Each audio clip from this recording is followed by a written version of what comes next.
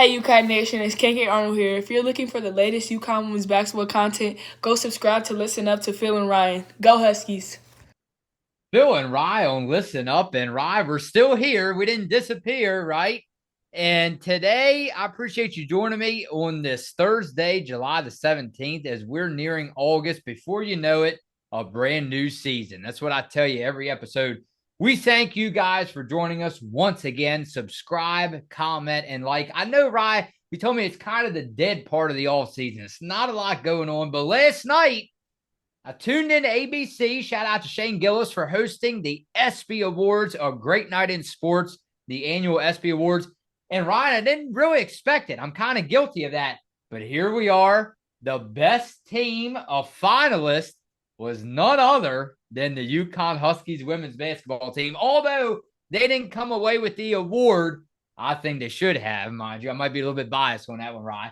But it was glad to see them in the house. And I know you told me that you saw everybody in the crowd, the team. I think we saw Ashland Shade on the screen. So shout out to them for getting some national televised attention during the offseason. Let's go over to the awards for the best team last night. The finalists were the Florida Panthers, the LA Dodgers, the New York Liberty, the Buckeyes, the Thunder, the Eagles, the North Carolina Tar Heels, women's lacrosse team, United States women's national team, soccer, and UConn University of Connecticut Huskies women's basketball team. Now, Ryan, no disrespect to them Eagles fans. I know you want to disrespect them a lot because you don't like them. I know that. But the Eagles came away with the best team award. But again, we figured we'd come on this episode. Not a lot of people, I doubt it, are talking about it this morning. I appreciate you for coming on. That was big, right? That was big for the UConn Huskies women's basketball team to be a finalist for that award. Brought back a lot of memories for you and I. And I know you want to shout out to Taurasi and Geno because it was another big surprise last night for us. Yeah, I think it was great all around for everybody to be recognized, and especially for this best team award because I think it's arguably one of the hardest to win each year in the ESPYs. It has the most finalists of any category. Of course, every year you have the five champions from the NBA, NFL, MLB, NHL, and WNBA. You just went over all of them. And then you usually have one champion from college for the men and women's side. Of course, you had three this year, I believe. There was nine finalists in total this year. So I just think for UConn to be on the list was already an accomplishment for everybody, just to be recognized. Unfortunately, the Huskies didn't come away with the award. Super Bowl champion Eagles took home the best team award. But like we were discussing before we came on the podcast, it's hard to compare all these teams because obviously each sport is different. I guess it comes down to the voting in the end, but it's very difficult to compare all these different teams. But each team, of course, who's up for it is very deserving. But some of the players were at the ESPYs and got a chance to walk the red carpet, including Arnold, Fudd, Zabel, Shade, El Alfie, Chelly, Griffin, Ducharme, Brady, Strong, and Patterson. So most of the ladies from that winning championship team were able to attend. So for them, that could be a once in a lifetime opportunity. And for them to share that together and celebrate their greatness, I'm sure was very special, along with the coaches as well. And Geno was up for an award himself. He was one of four finalists up for best record-breaking performance, referring back to this past season when Geno passed Tara Vanderveer for the most wins all time at 1,217. Now, unfortunately, Geno did not receive that award, but former UConn Husky legend Diana Taurasi received the Icon Award along with former U.S. women's soccer player Alex Morgan,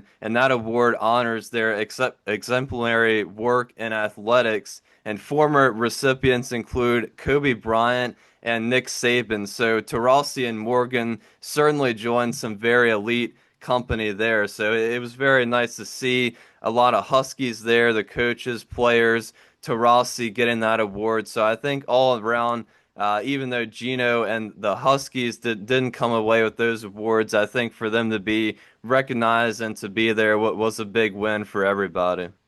Yeah, I think they should be finalists in a lot more future ESPYs, and not only finalists. How about win them, Ryan? Let's get them fans, because according to online sources, I did look it up while you were speaking.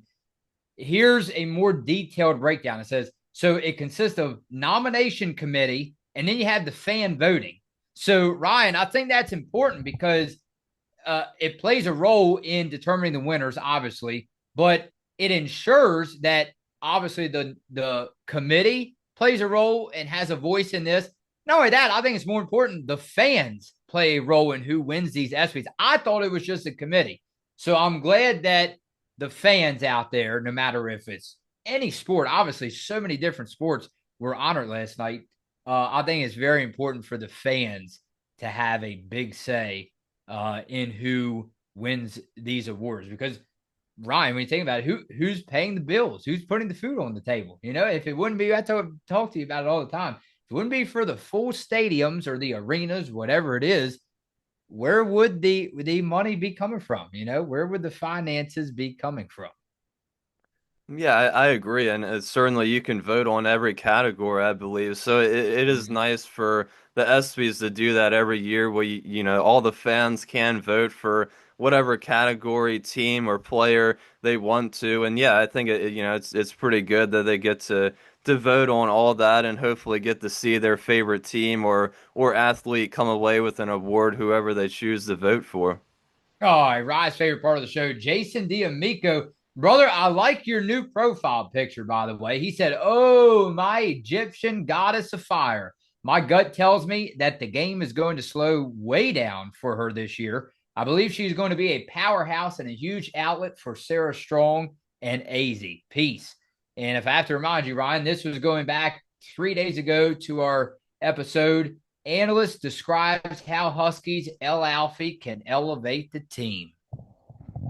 I think that's a hope for every player as you progress through your years at whatever team you're on. The game comes to you a lot easier. It slows down each season. So hopefully that'll be the case, as Jason mentioned, for El Alfie this season. Of course, it was nice to see her there last night at the ESPYs. But yeah, I think everybody's expecting big things from Jana this season, and I certainly think she can deliver on those, even though we did get Sarah Williams in the transfer portal. So, of course, you have most likely both Sarahs starting in the starting five for the regular season, but I still think, like we said in that episode, Jana will get her fair share of minutes and opportunities for this year.